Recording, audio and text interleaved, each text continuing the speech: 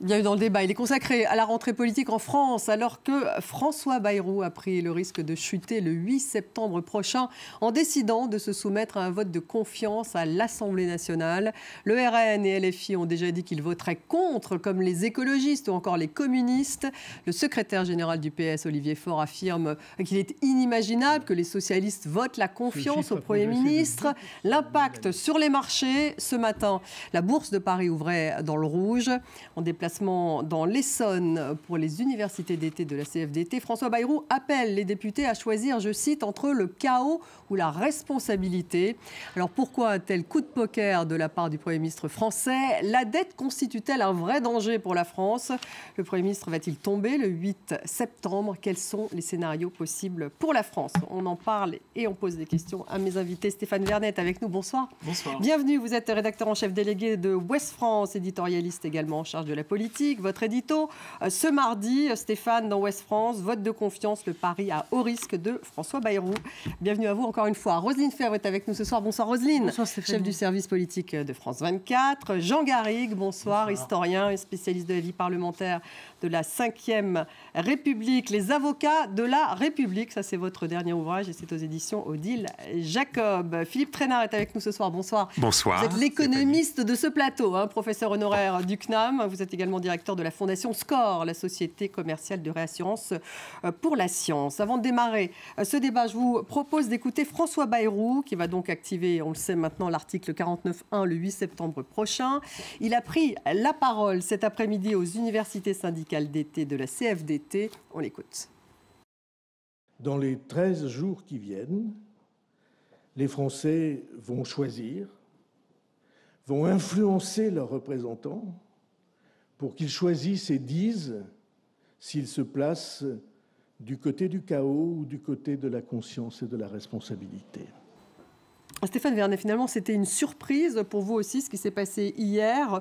Pourquoi un tel coup de poker de la part de François Bayrou? Alors, ça a été une surprise pour tout le monde, y compris pour moi, évidemment, parce que personne ne s'attendait à ce que le Premier ministre fasse ce choix, qui est quand même un pari extrêmement risqué.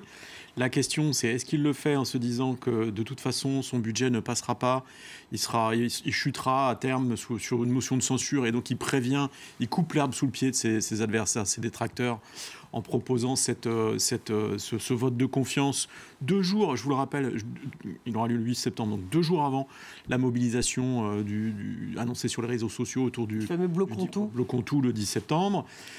Donc est-ce que c'est un mouvement qui consiste à prévenir tout ça et qui va lui permettre de sortir en fait et de partir avec panache, alors c'est ce qu'on dit. Ou alors est-ce que, conformément à l'extrait que vous venez de diffuser, est-ce qu'il croit vraiment qu'il a la possibilité, en mettant le débat sous cette forme-là sur la place publique, de provoquer une espèce d'électrochoc de la part des Françaises et les Françaises, qui feront pression sur leurs députés pour que leurs députés renoncent que les députés renoncent à le faire chuter? Moi, je pense que s'il croit vraiment que c'est possible, ou si c'est vraiment le calcul qui est le sien, je pense qu'il se trompe très lourdement, et je pense que ça montre à quel point il est déconnecté des réalités. Voilà, le taux de popularité de François Bayrou est très très faible, et en fait tous ses adversaires ont immédiatement profité de sa proposition pour dire qu'ils allaient le faire chuter. Et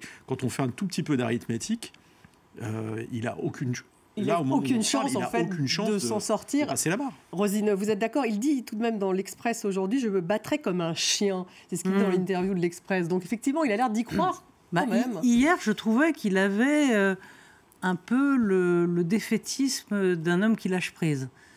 Il était assez décontracté, d'habitude il est toujours un peu tendu, il se perd dans ses fiches, il bafouille, Et hier, il était très détendu, il était même sur la forme, la façon dont il se tenait, le body language, comme on dit, assez détendu, c'est-à-dire de celui qui dit « et après tout, Ça suffit, même si au fond de lui, depuis des mois et des mois, ce qu'il veut, c'est réussir.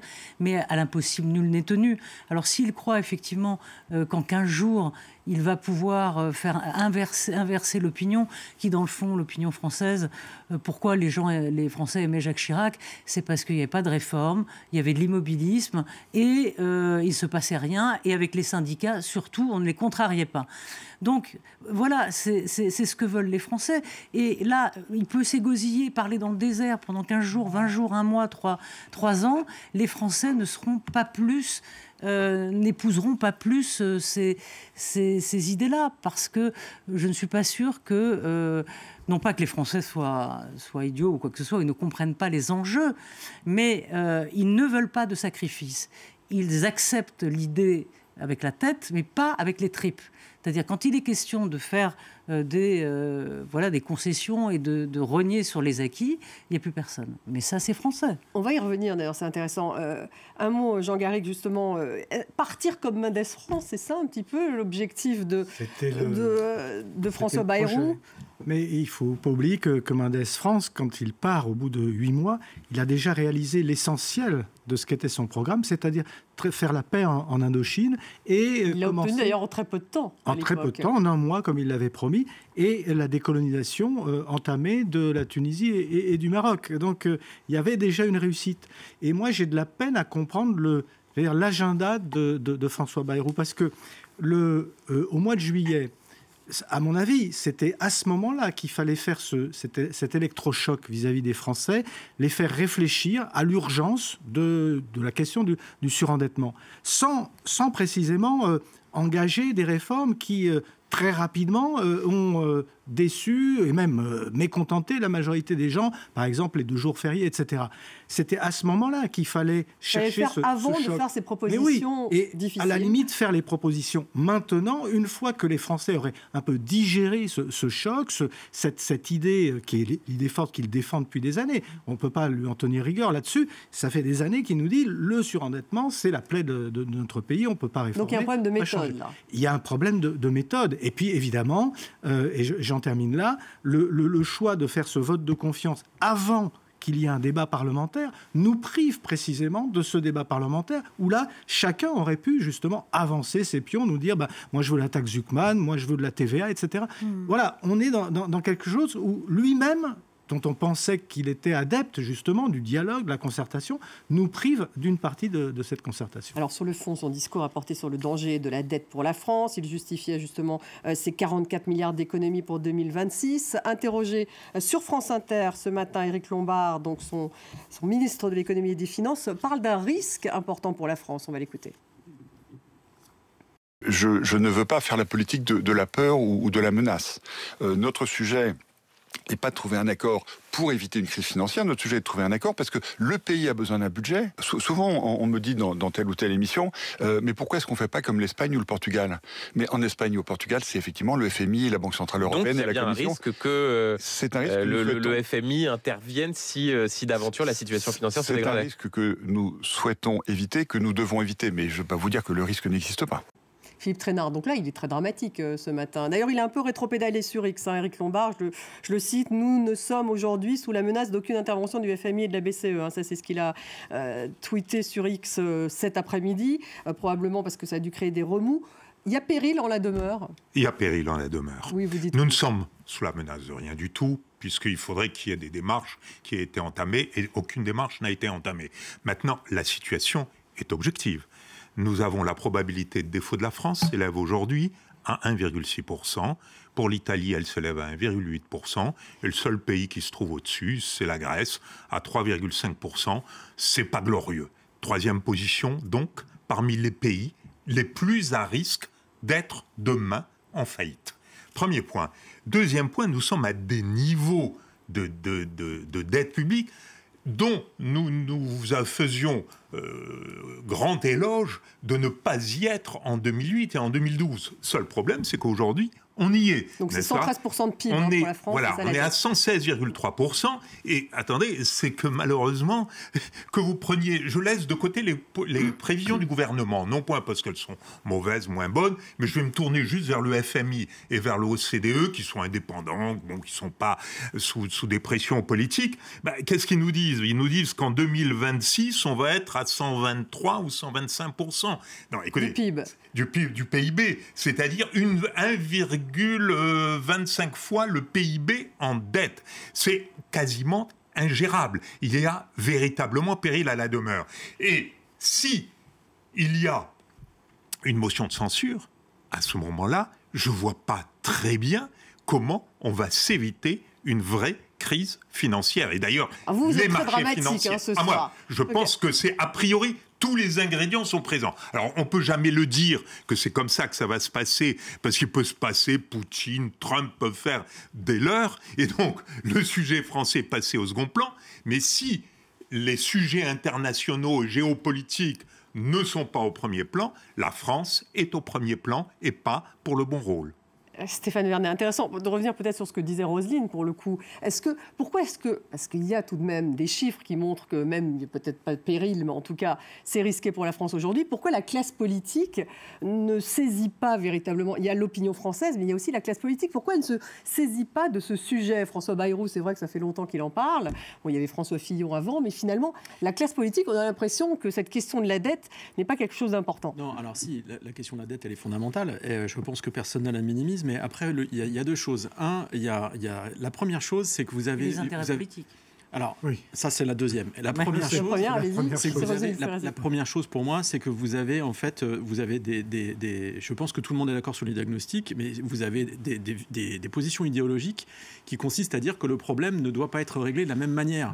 Il y a des oppositions entre la politique de l'offre, la politique de la relance, le fait, il y a ceux qui vous disent qu'il faut absolument faire des économies, etc. Il faut revenir à quelque chose de beaucoup plus raisonnable, il faut trouver 44 milliards d'économies, et puis vous avez une gauche aussi qui va vous dire non, c'est le contraire, il faut retrouver de nouvelles recettes. Donc ils s'opposent sur les solutions ou ils placent le problème sous le tapis? Ils sont pas d'accord. Non, je pense qu'ils sont fondamentalement pas d'accord sur la manière de procéder pour régler le problème. Ça c'est la première chose. Et deuxièmement, s'agissant des politiques eux-mêmes, je veux dire, ils ont aussi leurs agendas personnels et leurs objectifs politiciens, en fait, si vous voulez. Vous avez, dans ce qui va se passer le 8 septembre, pourquoi est-ce que François Bayrou va tomber? Je pense qu'en fait, il fait la même erreur que ce qui avait été fait l'année dernière. L'an dernier, en fait, le camp présidentiel était persuadé qu'il n'arriverait rien, qu'il ne pouvait rien arriver à Michel Barnier, parce qu'il y avait déjà ce discours de responsabilité qui consistait à dire la situation est grave, ce qui est vrai. On ne peut pas faire tomber ce gouvernement. Si on fait tomber le gouvernement, il n'y a pas de budget. S'il n'y a pas de budget, ce sera une catastrophe. Et pourtant, Michel Barnier est tombé. Donc c'est bis repetita. En fait, c'est-à-dire que... En fait, moi, je ne suis pas sûr. Ce que je ne comprends pas dans l'attitude de François Bayrou, c'est qu'à quel moment il imagine que ce même type d'argument, en fait, va pouvoir marcher. Non, mais il crée du storytelling en faisant ça. Bien évidemment, c'est-à-dire que tout le monde dit il va tomber, il va tomber, il va tomber. Et ces fameux 13 jours qui vont s'écouler, ceux qui peuvent avoir la solution, c'est le Parti socialiste en fait. C'est eux qui peuvent résoudre l'équation. Et je pense, je peux me tromper, mais comme on est là, on joue, on lance des balles en l'air, c'est d'acheter le Parti socialiste quelque part en effaçant l'erreur que certains considèrent l'erreur de Macron tout au début de son quinquennat, c'est-à-dire de favoriser les riches. C'est-à-dire, au nom de ne pas faire fuir l'économie, de ne pas faire fuir la croissance, on n'embête pas les riches. Et ça, finalement, ça a été l'erreur de début, même si... Alors, je ne suis pas économiste, mais la croissance est quand même revenue, le chômage a baissé, mais c'était surtout pas touche aux riches. Et aujourd'hui, ce qui peut ramener et éviter le départ de Bayrou, c'est d'offrir quelque chose au PS. Je peux me tromper. Oui, on retrouve cette... Le PS reste un petit peu toujours ce groupe pivot. Ça reste le groupe pivot, sauf que il s'est passé plusieurs choses. C'est-à-dire, la première chose, c'est qu'il y a eu un projet qui a été avancé par les socialistes, qui est la fameuse taxe Zuckman, sur les ultra-riches. Ouais, les sociétés. François Bayrou a fait niette, et sous la pression d'ailleurs des macronistes, parce que je pense que quelqu'un comme Bayrou aurait pu, connaissant le MoDem, l'histoire du MoDem, ils auraient pu aller vers la taxe Zuckman. Qu'on pense que c'est je dirais efficace ou pas, mais en tout cas il y a ça. Donc déjà il refuse, il ferme la porte à la taxe Zuckman, qui aurait été un moyen de négocier avec le Parti socialiste, d'une. Et de deux, il se passe aussi quelque chose, c'est qu'il y a cette manifestation bloquons tout, et il y a un monsieur qui s'appelle Jean-Luc Mélenchon, qui a profité de cette circonstance pour prendre le leadership à gauche, c'est-à-dire pour pousser toute la gauche dans son corner, c'est-à-dire du côté de la surenchère, du côté de la radicalité. Et ça, c'est très important, parce que vous avez des élections qui arrivent, des élections municipales, dans lesquels les socialistes vont être redevables vis-à-vis de leurs électeurs. Et si les socialistes ne montrent pas qu'eux aussi sont capables de s'opposer à François Bayrou, à cette politique injuste du patronat, etc., eh bien, ils risquent de le payer au moment des élections municipales. Donc, vous voyez, on a à la fois dans cette, à mon sens, qui est une erreur de ne pas avoir négocié la taxe Zuckman avec les socialistes, et la conjoncture spécifique qui nous mène à ces élections municipales, on a des facteurs qui, à mon sens, pénalisent ce qui pourrait se passer dans les 13 jours. Philippe Trainard, vous êtes totalement opposé à la taxe Zuckman. Non, je n'y suis pas favorable. D'abord parce qu'elle va avoir des conséquences extrêmement dramatiques. Et que l'un des problèmes... Et pourquoi vous dites qu'elle va avoir des conséquences extrêmement dramatiques? Faire fuir les patrimoines, c'est ça? Mais la France reste le pays où les riches sont... On peut décliner cette version comme on le souhaite, mais où les taux de prélèvement sur les personnes les plus fortunées est le plus élevé, parmi les plus élevés au monde. Et on a un vrai problème à les retenir. Alors, on en a un peu retenu, on a réussi à réduire le chômage, à maintenir un peu d'investissement quand il y en avait moins dans les autres pays européens. Alors, bien évidemment, on peut un peu fermer les yeux là-dessus. Mais d'un autre côté, c'est vrai que la taxe Zuckman, elle n'est pas dans la tradition du Parti socialiste. Elle est dans la tradition plutôt de l'extrême gauche, elle n'est pas dans la tradition du centre-gauche, du gauche-centre-gauche. Mais faire participer les riches, en revanche, effectivement, taxer les riches, ça fait partie aussi de la tradition du PS. On peut faire participer sous de multiples façons, mais là, de toutes les façons qu'on décline le programme qui nous sont proposés, il ne s'agit pas de remettre en cause ce qui a été quand même quelque chose de très important, c'est-à-dire la très forte croissance des dépenses sociales au cours des 10 dernières années. Donc dire que ceci est antisocial, ça reste quand même à démontrer, si vous voulez. Donc pour ma part, il manque vraiment une absence d'analyse et on est un peu dans des discours sur le plan économique qui sont purement rhétoriques, avec des réalités qui sont totalement disconnectés. En tout cas, pour revenir sur le Parti socialiste, il y a eu donc une réaction de Boris Vallaud sur X. Il nous faut un autre Premier ministre, on va le voir. Et il a pris la parole. Donc on se demande s'ils sont oui ou non d'accord justement sur négocier ou pas avec François Bayrou. On l'écoute, Boris Vallaud. J'ai réuni les députés hier soir. Nous voterons contre la confiance de ce gouvernement. C'est très court, mais très clairement, il ne votera pas la confiance. Alors, parce qu'il faut quand même rappeler aux téléspectateurs qu'on n'a pas besoin de la majorité absolue. C'est la différence avec la motion de censure. Donc, il n'y a pas besoin d'avoir cette majorité absolue. Donc, lorsque vous vous abstenez, ça joue en faveur de François Bayrou. Donc, si on dit « je ne vote pas la confiance », mais qu'on s'abstient, ça joue en faveur de François Bayrou. C'est un peu toute l'ambiguïté, d'ailleurs, sur laquelle jouent un petit peu les socialistes, Roselyne. On a l'impression, en tout cas. Oui, enfin, quand ils disent qu'ils votent contre, c'est clair, net et précis. Oui, là, c'était clair. S'ils avaient dit qu'on ne votera pas la confiance, là, effectivement, il y avait un doute. Ça veut dire qu'ils auraient pu s'abstenir. Mais là, c'est-à-dire qu'ils sont dans une posture d'essayer d'obtenir quand même encore quelque chose. Parce qu'on avait l'impression qu'hier, Bayrou disait, c'est 44 milliards ou je pars. Et en fait, ça négocie toujours.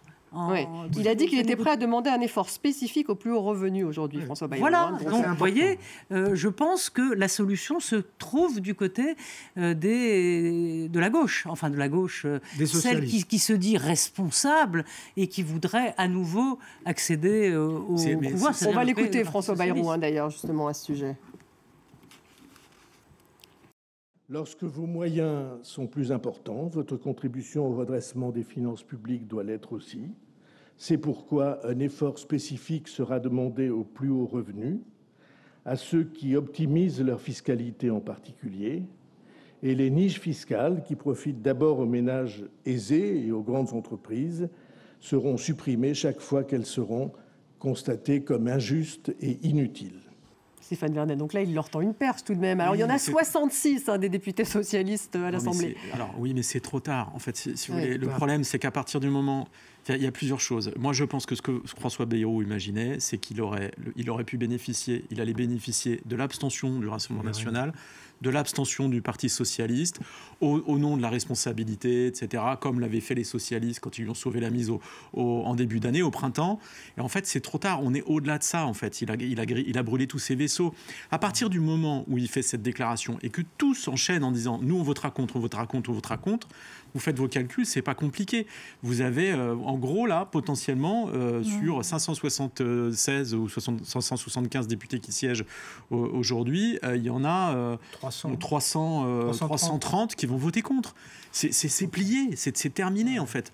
Et ils peuvent 330 sur du chiffre. Parce que ils vont pas faire marche arrière, parce que j'insiste sur quand je parlais de l'agenda politique des uns et les autres, ce qu'il faut comprendre, c'est que le Rassemblement national, ça fait presque un an qu'ils disent quoi? Ils disent, nous, ce qu'on veut, c'est une dissolution de l'Assemblée nationale. On veut retourner aux urnes, parce que si on retourne aux urnes, on gagne. Et si on gagne, on va à Matignon. Et si on va à Matignon, on pourra faire la démonstration qu'on est capable de gérer ce pays sans provoquer des catastrophes pour gagner en 2027. Vous avez de l'autre côté un Jean-Luc Mélenchon qui, lui, veut le chaos, etc. Il veut plus que la dissolution. Il veut que le président de la République s'en aille, qu'il démissionne. Procédure de destitution. Et donc chacun a ses intérêts. Et à partir du moment où les uns et les autres ont dit, nous, on votera contre, vous croyez qu'en 15 jours, ils vont faire marche arrière parce que François Bayrou va mettre des choses sur la table? Non. En fait, ils sont tous d'accord pour dire, faisons partir ce Premier ministre, changeons de gouvernement, et après on verra ce qui va se passer. Roselyne dit qui c'est. Non, parce que... Jean Garrigue. Il y aurait juste une petite nuance, parce qu'on a vu, par exemple, quelqu'un comme François Hollande qui disait qu'on pouvait peut-être encore discuter. Mais il est tout seul, ou est-ce qu'ils sont un peu plus nombreux que juste François Hollande? En réalité, je pense que c'est perdu par rapport au Parti socialiste. Et je pense en effet, comme Stéphane, que l'idée de départ, c'était de pouvoir compter sur l'abstention du Rassemblement national, qui continuait à jouer non, parce qu'ils avaient dit dès que les moyens étaient clairs dès le début. Non, puisque depuis que les annonces avaient été faites, ils ont dit on ne votera pas ça. Je termine juste mon raisonnement. Mais effectivement, là aussi, il y a une grosse erreur qui a été commise. Je suis d'accord, mais je pense qu'il y avait des négociations. Il était instruit par ce qui s'était passé déjà lors du vote de son premier budget. Donc, de ce côté-là, il pensait à quelque chose. Et j'ajoute qu'il y a peut-être un calcul aussi qui est fait, alors peut-être plus du côté d'Emmanuel Macron, parce que c'est un calcul dont on nous a dit qu'il avait été fait aussi au moment de la première dissolution. C'est-à-dire que si François Bayrou tombait et que Emmanuel Macron décide, contrairement à ce qu'il dit, mais on ne sait pas, de faire malgré tout une dissolution, ils auraient peut-être le calcul de se dire que ça amènerait peut-être le Rassemblement national au pouvoir, et ce faisant que ça affaiblirait le Rassemblement national dans la perspective de 2027, parce que l'exercice du pouvoir, il vous affaiblit de toute façon, il vous érode. Donc ça peut être aussi quelque chose qui traînait dans un coin de leur tête et qui expliquerait cette démarche. Donc ça, c'est un des scénarios.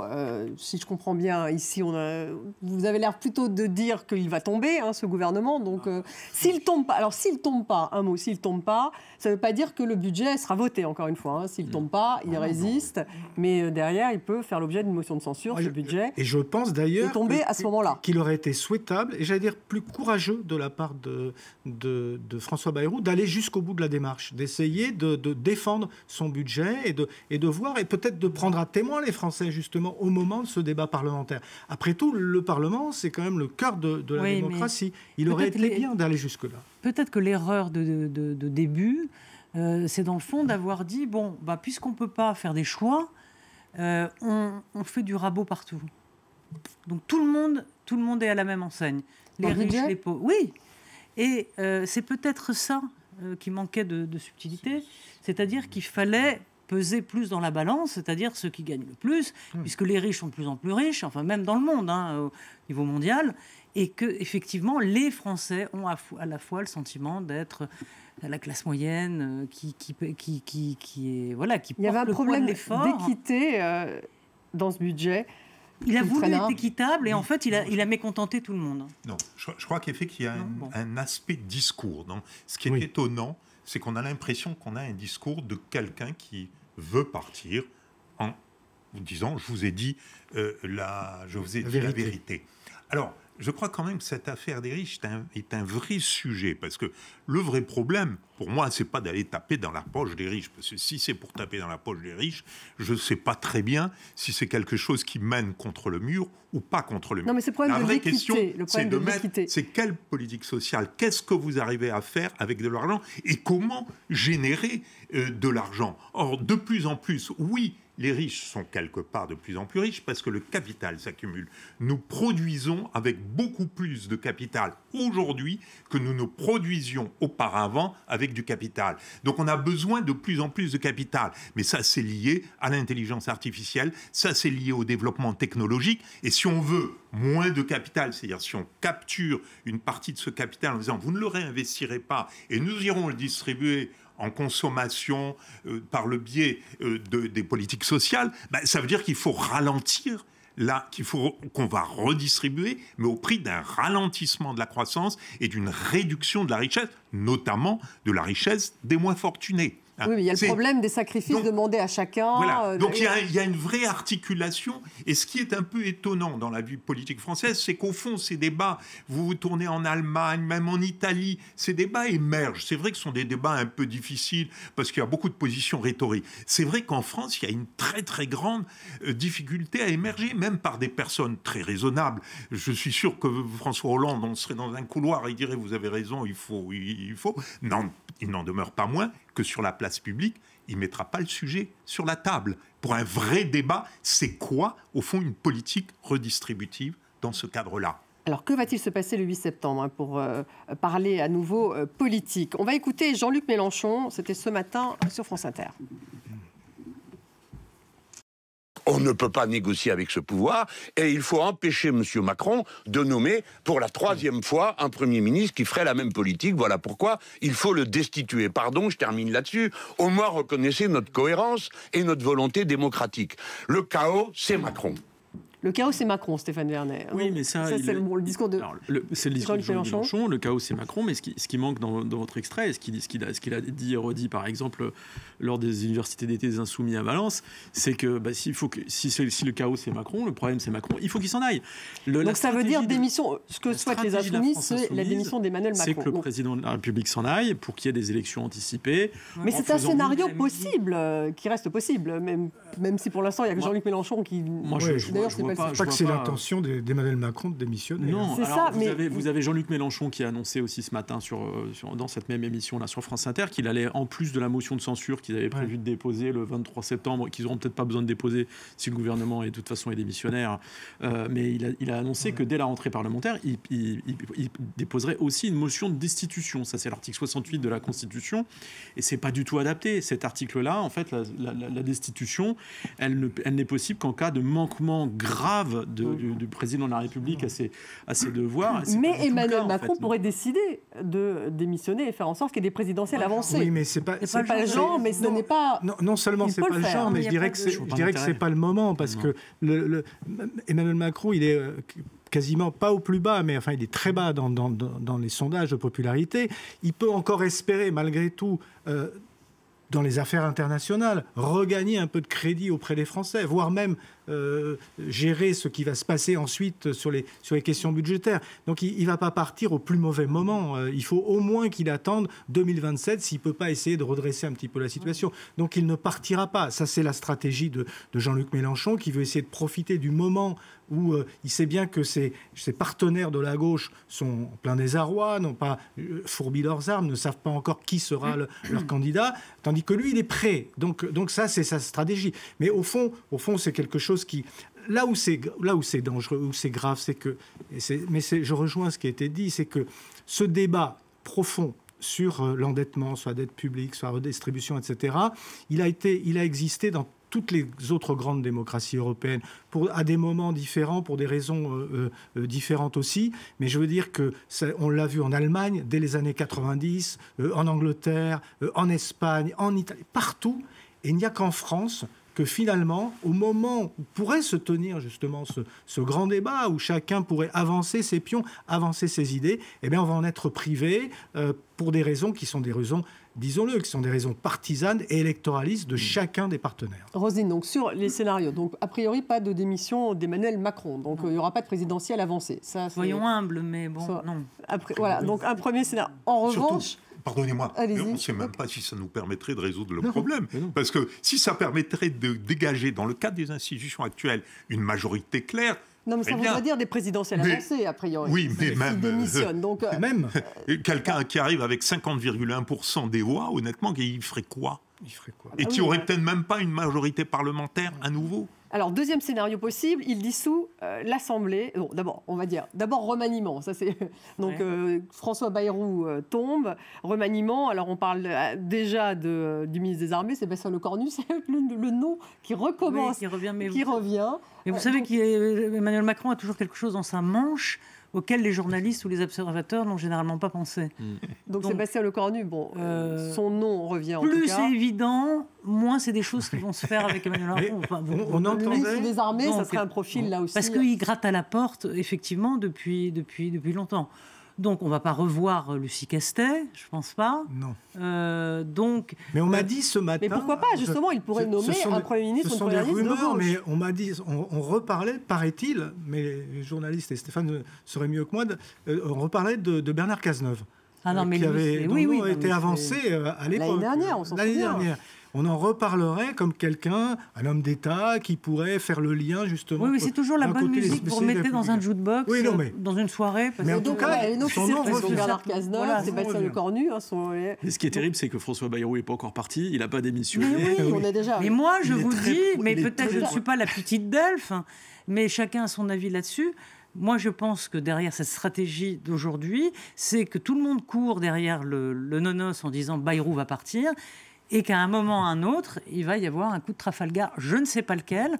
Peut-être qu'il va rester. Mais peut-être. Ça, c'est un des scénarios. Je serai balayée avec l'histoire et ce que j'ai raconté. Ça a été une des forces historiques de Bayrou. Moi, je connais Bayrou depuis qu'il a été ministre ou baladir. Ouais. Sa force, c'est de ne rien faire et de survivre. Ça, et non, mais attendez, il y a des hommes politiques... C'est pour ça qu'il a surpris hier, non? Oui. C'est pour ça. Non, c'est une... C'était comme le docteur Cueil sous la 4ème République. Voilà, absolument. Je crois qu'il n'aime pas du tout cette image. Non, il préfère Mendès France. Un mot... C'est quand même très très mal parti, quoi. Et après, on est en train de se dire, est-ce qu'il va y avoir une démission du président? Est-ce qu'il va y avoir une dissolution? Une dissolution. Alors justement, on va écouter Gérald Darmanin à ce propos. Je voudrais juste attirer votre attention. Le vrai problème qu'on va avoir, c'est que si François Bayrou est démissionnaire le 8 septembre, c'est qu'on n'a pas de budget. Elle n'a pas de budget. Oui. Et le budget, l'examen du budget, il doit démarrer au 1er octobre. On n'a pas de gouvernement le 8 septembre. Stéphane Vernet, mais s'il nomme un nouveau gouvernement et le mettre sur la table, ça va être très compliqué. Et là, on va avoir vraiment des problèmes. Il n'y aura pas de budget, mais s'il nomme au gouvernement quelqu'un comme Sébastien Lecornu proche de lui, peut tout à fait représenter le budget de Bayrou. C'est une solution pas mauvaise, puisque ça veut dire qu'on va entamer l'année sans avoir augmenté les dépenses publiques. On reprendra le budget de l'année dernière. C'est qu'avec Lecornu, il y aurait peut-être les ambitions réduites à la baisse, je veux dire les ambitions de réduction de déficit qui pourraient redescendre à 25 milliards et que là, avec l'année blanche... C'est pas une bonne nouvelle non plus. C'est 44 milliards d'efforts, c'est considérable, mais c'est rien du tout. Je suis d'accord. C'est loin d'être suffisant. N'oublions pas que nous sommes sur des déficits de 180 milliards. Donc on est sur des trucs absolument faramineux, mais qui sont susceptibles de faire sauter un pays. Mais c'est pour ça que c'est dommage de ne pas avoir un vrai débat là-dessus. Ce débat, et le problème de Cazeneuve, vous m'autorisez juste à rajouter un petit mot. Le problème de Cazeneuve, c'est qu'il présupposerait quelque part un peu résolu l'équation côté Parti socialiste. Oui. Parce que moi, mon impression, c'est quand même, il y a une équation qui n'est pas du tout résolue et qui, au fond, est à la fois un peu du côté de Mélenchon et un peu du côté de Macron, et ça s'appelle le Parti socialiste. Ouais. Et donc, cet être un peu ambivalent, dont on ne sait pas ce qu'il est, et c'est ça qui pose un vrai problème, puisqu'au fond, on n'arrive pas à construire quelque chose avec cet acteur sans lequel il n'est pas possible d'avoir un gouvernement au centre en France. Emmanuel Macron donc, pourrait dissoudre quelque part finalement cette crise politique, le remet un peu au centre du jeu, le président de la République. On va écouter Gérald Darmanin. Il est certain que lorsqu'il y a un conflit extrêmement important entre le pouvoir législatif, l'Assemblée nationale et l'exécutif, eh bien, le général de Gaulle et puis la République avant a imaginé la dissolution pour trancher le nœud gordien. Alors, évidemment, je pense qu'il vaut mieux pouvoir trouver un compromis avec les groupes politiques à l'Assemblée. La dissolution coûte cher à la France, bien sûr, mais il ne faut pas écarter cette hypothèse. C'est encore une option plausible. C'est au président de la République de décider, mais par nature, je pense que la Ve République fait qu'on ne retire pas les pouvoirs du président de la République par principe. Voilà, le garde des Sceaux dit, on ne peut pas l'exclure. Hein, donc, il avait déjà poussé la première dissolution. C'est pour ça la solution Mélenchon paraît assez difficile. La première solution, c'est la dissolution. La seconde, c'est la démission de Macron. Pour moi, la dissolution, donc, pour expliquer, ça voudrait dire, est-ce que ça signifierait, c'est ça la question, une clarification, cette dissolution? Mais non, enfin, pas nécessairement, pas automatiquement. On a des élections anticipées législatives. On a déjà voté l'année dernière. Moi, je vais vous dire, si on avait des élections anticipées là d'ici un mois, qu'est-ce qui se passe? Vous aurez probablement le Rassemblement national qui peut aller jusqu'à doubler le nombre de ses députés. Mais il n'y aura plus de barrage républicain. En tout cas, augmenter. Il n'y aura plus de front républicain. Il n'y a plus de nouveaux fronts républicains. Donc le RN qui a déjà multiplié par 2.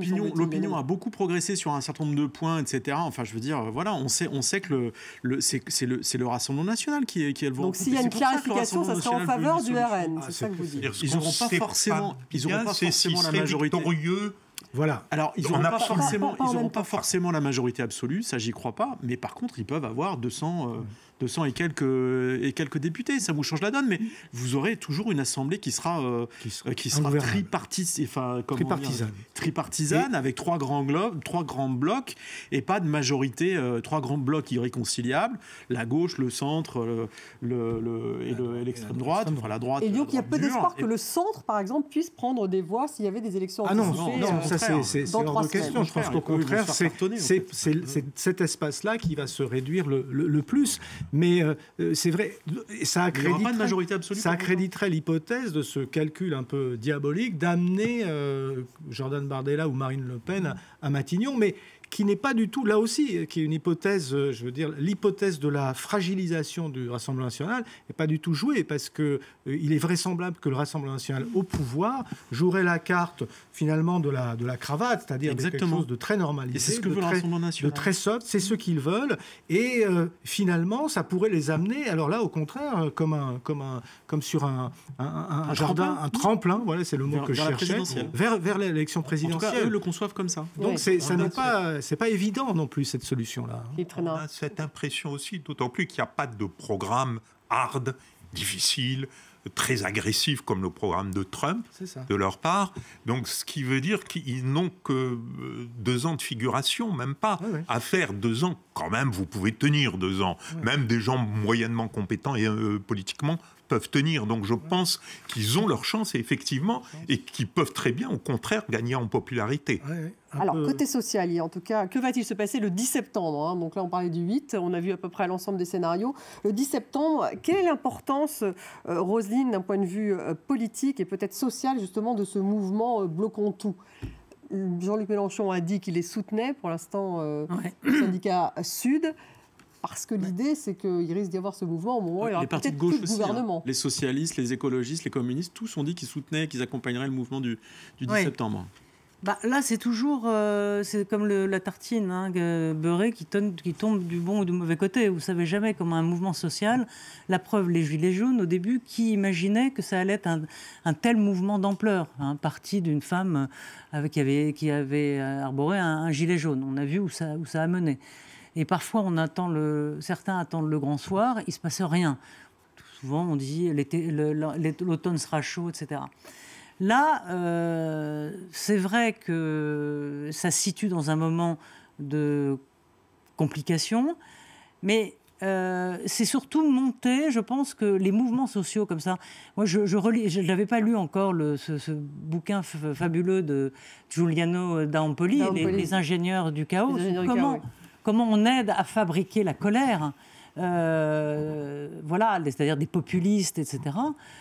C'est une vraie fabrication, c'est presque de la manipulation. Et aujourd'hui, il y a un peu de ça du côté de chez Mélenchon. Et du côté de ces mouvements comme ça, comment ils sont fabriqués, par qui, des trucs gazeux, on ne sait pas d'où ça sort. Et parfois, ça émerge parce que justement, les politiques ne sont pas acceptés, c'était le cas des Gilets jaunes, et ça a émergé parce que justement, ils ont évacué complètement les politiques. Mais à partir du moment où les politiques se greffent, généralement, ça marche moins bien. Je ne sais pas si... C'est ça, est-ce que ça discrédite déjà à l'avance ce mouvement, Stéphane Vernet, quand... Jean-Luc Mélenchon et la gauche le soutient. Incapable de vous dire comment ça va tourner. Mais oui, on sait pas. Et donc voilà, donc ça peut être le meilleur ou le pire. Non, mais je vous rappelle qu'il y a eu plusieurs fois, ces dernières années, notamment au début du quinquennat du premier quinquennat d'Emmanuel Macron, en 2018, où il y avait eu tout un discours sur la convergence des luttes, etc., la rentrée sociale, des mouvements de blocage, de grève générale, comme aujourd'hui, et qui avait fait pchit. En fait, il s'était rien passé. En fait, ça n'avait pas du tout fonctionné. Par contre, là, je trouve qu'on est dans un contexte où il y a quand même entre les peurs, les tensions internationales, la dégradation le sentiment pour beaucoup de gens en fait qu'ils bossent mais ils s'en sortent pas et qu'on va leur demander encore plus, qu'on leur dit qu'il faut qu'ils fassent des efforts, qu'ils travaillent plus, etc. Il y a une espèce de sentiment d'injustice, d'angoisse généralisée qui fait que tout ça, je trouve que ce cocktail-là est un cocktail tonnant et potentiellement dangereux, parce que si on part sur un mouvement social du type retour des Gilets jaunes, plus une crise institutionnelle, politique institutionnelle. On n'a plus de gouvernement, on n'a pas de budget, etc. Je pense que les choses peuvent vraiment je veux pas jouer les oiseaux de mauvais augure, etc. Mais je pense que ça peut vraiment très mal se passer, parce que derrière, si vous avez une contraction de la consommation, les gens ne consomment plus, la commande publique, et pas que la commande publique, toutes les commandes s'effondrent, etc. Les carnets de commandes des entreprises sont vides et compagnie, et qu'on se retrouve dans un système. Je vous rappelle qu'en début d'année, en fait, Amélie de Montchanin rappelait que chaque jour perdu pour le budget, c'était 100 millions d'euros perdus pour l'État. Enfin, l'impact sur l'économie réelle est vraiment très important. Donc, potentiellement, si vous voulez, on n'est pas dans une économie extrêmement florissante, on n'est pas dans une situation politique, sociale et économique formidable. Si on a ce type de foyer qui se conjuguent, l'impact une bonne nouvelle. Être... Non, mais d'où la date mauvaise nouvelle. Ça peut 8, vraiment d'où la date du 8, 2 jours avant. Mais ça ne veut pas dire que le 10 n'existera pas. Non, d'ailleurs, il est possible que la prise en compte de cette charge éruptive du 10 est jouée dans la décision de Bayrou, justement, d'essayer de prendre de court un petit peu et de se dire... Une concordance des agendas. Par rapport aux partis politiques, aux partis d'opposition, attention, parce que peut-être que là, vous rajoutez, vous remettez de l'huile sur le feu par rapport à quelque chose dont on ne sait évidemment pas ce qu'il peut devenir. Je vois que les lycéens ont commencé à se mettre... Et ça, c'est toujours inquiétant. Quand les lycéens se mettent de la partie, on ne sait jamais où ça va mener. Il peut y avoir des violences, etc. On sait que les Black Blocs sont en embuscade. Enfin, il y a quelque chose là qui est très inquiétant. J'allais dire que la manière dont Jean-Luc Mélenchon s'est tout de suite agrégé au mouvement et a essayé de l'instrumentaliser pourrait au contraire l'affaiblir. C'est peut-être la chance que justement ça n'aille pas trop loin, parce que ceux qui sont à l'origine, d'après ce qu'on nous dit sur TikTok, etc., c'est plutôt des mouvements d'extrême droite, ou voire d'ultra droite. Donc il va y avoir quelque chose de... La convergence des luttes, moi je ne la vois pas tellement arriver. En revanche, le mécontentement général et le sentiment que les politiques sont complètement déconnectés des réalités des citoyens, ça en revanche, c'est cette défiance. Oui, mais généralement, ça ne tient pas avec les politiques. C'est-à-dire les mouvements populaires généralement rejettent les partis politiques. Parce qu'historiquement, les mouvements, les états gazeux ne sont pas favorables à la gestion au centre. Et la gestion de nos systèmes politiques, elle se fait sur une notion de centre très élargie, mais elle ne se fait pas par un ancrage dans les extrêmes. Et les états gazeux ont tendance à favoriser, sont des circonstances qui favorisent l'émergence des possibilités extrêmes et des personnalités extrêmes. On l'a vu aux États-Unis. On est d'ailleurs en train de le voir actuellement en Angleterre. Il suffit de voir les mouvements qui sont en train d'apparaître en Angleterre aussi. Ça se déstabilise. On l'a vu en France. Donc on voit bien, il y a peu de pays d'ailleurs européens qui ont échappé à cela. Il y a l'Allemagne y a échappé parce que là, il y a comme une sorte de self-control qui dit, bon, on s'arrête, on a fait l'expérience une fois, on ne va pas la faire 2 fois. Voilà ce qu'on pouvait dire en tout cas sur cette décision du 8 septembre prise par François Bayrou hier. Merci beaucoup Stéphane Vernet, Roselyne Febvre, Jean Garrigue, Philippe Reynard. Merci d'avoir participé à cette émission. Merci. On peut vous retrouver sur les réseaux sociaux. Merci à vous tous de nous avoir suivis et restez avec nous sur France 24.